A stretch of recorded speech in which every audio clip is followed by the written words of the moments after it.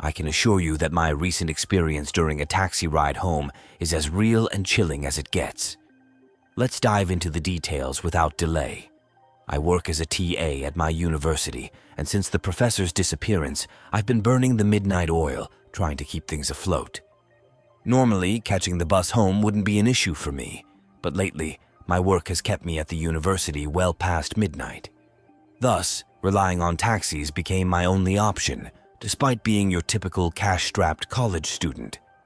Initially, I turned to Uber for rides, but upon learning about the taxis frequenting the bars near campus late at night, I decided to give them a try. Walking the short distance to where the taxis were parked, I was relieved to see my friend's advice was spot on. I spotted a lone cab about 50 yards away from the others, approached it, and knocked on the driver's window. After a thorough once-over, the driver confirmed he was available, and without hesitation, I hopped into the back seat and provided my address. As the car lazily pulled onto the road, a nagging thought crept into my mind about the company's supposed bankruptcy. Despite this, I brushed it off, assuming it was just a passing concern. However, little did I know that this ride would soon take a terrifying turn. As the taxi driver assured me that his company wasn't the one that went bankrupt last year, I couldn't shake off the feeling of unease. Despite his explanation, doubts lingered in my mind. His reassurance, coupled with the absence of the meter, only added to my growing apprehension. I couldn't help but notice the lack of the familiar ticking sound of the meter, and I pointed it out to him, half expecting a reasonable explanation. Instead, he casually dismissed it, claiming they had upgraded to a modern app-based system that tracked fares using GPS. His gesture of waving his phone at me to showcase the app didn't ease my concerns. To me, it looked no different from a regular timer function on a phone screen. However, not wanting to seem overly suspicious, I decided to go along with it, sinking back into my seat and attempting to relax. As the journey continued, I found myself glancing at my phone, contemplating whether I had time for a drink before calling it a night. Little did I know, the events that would unfold during this seemingly routine ride would leave me questioning everything. Stay tuned for the spine-tingling conclusion of my harrowing taxi ride. Tomorrow was shaping up to be just as crazy, so I figured I'd unwind a bit. "That's a nice watch you have there," the driver remarked. It seemed that while I was glancing at it, he had noticed my watch. "The Rolex, one of those with the date?" "Yeah, it was my grandfather's. He passed it down to my dad when he graduated college, and my dad did the same for me when I got my bachelor's," I replied. It was the first time during the ride I started feeling a bit uneasy. Until he noticed my watch, the driver had been quiet and disinterested. The moment he did, however, he became very animated. I had been wearing this watch for over a year now and never once worried about flaunting a gold $15,000 plus timepiece until the cab driver brought it up. He soon went back to focusing on driving, but from that point on, I remained wary of his actions. About a minute after our conversation, he reached for his phone from the seat next to him and made a call. Given my suspicions about the driver, I strained to hear what he was saying, but he spoke softly and was only on the line for about 30 seconds, so I couldn't make out anything. Once he hung up, I reclined in my seat, feigning disinterest in him. He paused for a moment and then informed me that his friend had just called, asking for a ride because of an emergency. It struck me as odd because I had been keeping an eye on him, and I didn't notice the phone ringing or vibrating. He reassured me that it was on the way and that I wouldn't be charged extra. Of course, by now, my suspicions were heightened. My nerves were getting the best of me, but I couldn't let him see it, so I played it cool and told him it was no problem. I suppose he thought he had me right where he wanted me, because I noticed a smirk creeping across his face when I glanced at him in the mirror. That's when I started concocting a plan in my head. Although he hadn't given me any clear reasons to be afraid, I couldn't shake the feeling that something was off. The moment he did anything that seemed suspicious, I was out of there. Consequences be damned. We were getting close to my place, so I figured if he was going to make a move, it would be soon. As a precaution, I discreetly removed my Rolex, wrapped it in my hoodie, and stashed it in my backpack. We approached a stop sign where he'd have to turn right to reach my apartment complex about a quarter-mile down the road. I decided this would be the moment of truth. Either he would turn right, stop to pick up his friend, and I'd pay him before walking home, or he'd turn left, head towards the highway, and take a right into an abandoned alley where his friend was waiting to rob me, or worse. I positioned myself near the right side door, ready to bail if necessary. As the car began to move, I grabbed the door handle and double-checked the lock. But just as I was about to let out a sigh of relief, he suddenly veered the wheel back to the left. "Oh, I forgot," he said. "My friend lives just on the other side of the highway. This'll just take a second." I couldn't help but think cynically to myself, I bet he is. He must have assumed I wasn't familiar with the area, but I grew up around there and knew there was nothing but fields on the other side of the underpass. As soon as the cab reached the opposite side of the intersection, I said a quick prayer and bailed out of the cab. Despite landing on the grassy side of the curb, it didn't soften the impact. Even before I could regain my footing, I heard him yelling from inside the cab. He persisted with his charade, muttering something about owed money, but I couldn't make out the words. I knew I didn't have much time once I hit the ground, so I scrambled to my feet as quickly as I could and bolted for the alley behind my apartment complex. My hip throbbed with pain, hindering my speed. But when I glanced back and saw the cab making a U-turn, hurtling towards me, fear spurred me on. I hadn't been thinking clearly when I gave him the address of my apartment complex, but I realized I hadn't specified my exact apartment number. Hopefully, that meant he couldn't track me down unless he saw me enter. Since the alley ran behind my complex, I hoped to scale the wooden fence and slip into my place without him spotting me.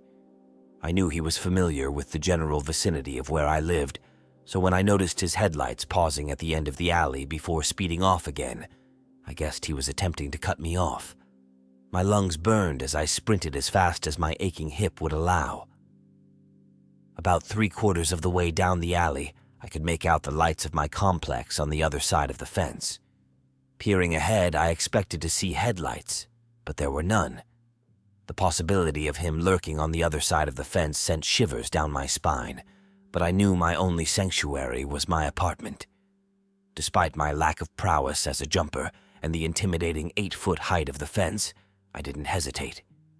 On my first attempt, my foot slipped, but with a surge of determination, I managed to hoist myself over on the second try.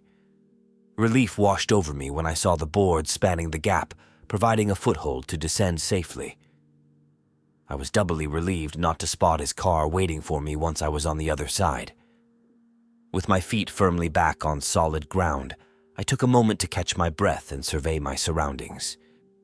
I couldn't quite pinpoint why I felt so uneasy, but as I began to walk, I noticed my building in the distance, nestled between two others. Only 100 yards of concrete and grass separated me from safety. I moved cautiously, trying to make as little noise as possible as I approached the two looming structures ahead of me. With slow, deliberate steps, I navigated between them, slowing even more as I neared the corner. Peeking carefully around it, I scanned the well-lit courtyard ahead. I knew that running across it would expose me to anyone's view, but I had no other option. After one last glance, I let out a deep sigh and sprinted as fast as I could towards my building, silently praying the entire time. Though it felt like an eternity, less than 30 seconds later, I reached my door. Fumbling with my keys, I finally found the right one and slipped inside, feeling an overwhelming wave of relief wash over me. Collapsing to the floor, tears of joy streamed down my face as I lay there for a brief moment. But my moment of peace was short-lived, as I soon spotted the headlights of a car creeping outside my building. Crawling over to the window facing the parking lot, I made as little movement as possible, cautiously peering out through the blinds. The cab driver was still there, slowly cruising around the lots, his eyes scanning the area intently. What made the situation even more chilling was the presence of another man in the passenger seat, doing the same surveillance. It was evident that the cab driver had picked up his partner in crime, and they were actively searching for me. I kept a watchful eye on them as they slowly prowled around the parking lot, gradually moving farther away.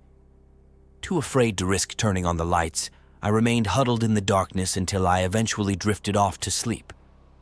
It wasn't until around 9 a.m. that I woke up, feeling a sense of dread lingering from the events of the previous night. I contemplated calling the police, but quickly dismissed the idea. Without concrete proof of the cab driver's malicious intent, I would appear no different from someone dodging a fare. Instead, I focused on securing my safety. Recalling the catalyst for this ordeal, I retrieved my watch from where I had stashed it, relieved to find it unharmed despite my fall. It served as a stark reminder of the risks involved and the importance of vigilance. Concerned that the cab driver might continue his search, I decided to lay low for a few days. I informed my professor that I was unwell and wouldn't be attending classes for the remainder of the week, a decision not entirely untrue given my physical and emotional exhaustion. Over the next few days, I cautiously monitored my surroundings, keeping an eye out for any sign of the taxi's return. During moments of respite, I revisited the conversation about the cab company's closure, uncovering unsettling details about its downfall. Not only had it succumbed to competition from ride-sharing giants like Uber, but its assets, including several cabs, were auctioned off months later. It dawned on me that my suspicions had been justified all along. I reckoned that individual snagged a cab from that auction and was using it for some shady business, picking up fares illicitly after the bars shuttered. In his eyes, I probably seemed like an easy mark to squeeze a few bucks out of, but the moment he clocked my watch, I became his ultimate jackpot. I've learned my lesson. Never again will I doubt my gut instincts. That was the instant when the gravity of it all hit me like a ton of bricks. Spent the next hour emptying my guts into the toilet, feeling sick to my stomach. As I head back to school tomorrow, I'm hopeful I won't have to fret over that cab driver and his buddy anymore, but the memory of that ordeal will linger for a while. I'm sharing this tale with my loved ones, urging everyone to stay vigilant, especially after a night out. Make sure the cab you're hopping into is legit, and if there's any doubt, ask your Uber or Lyft driver to verify their identity. Sadly, a woman in South Carolina fell prey to a similar scheme recently, realizing her mistake when it was too late. Let's not make the same blunders. Don't let this happen to you.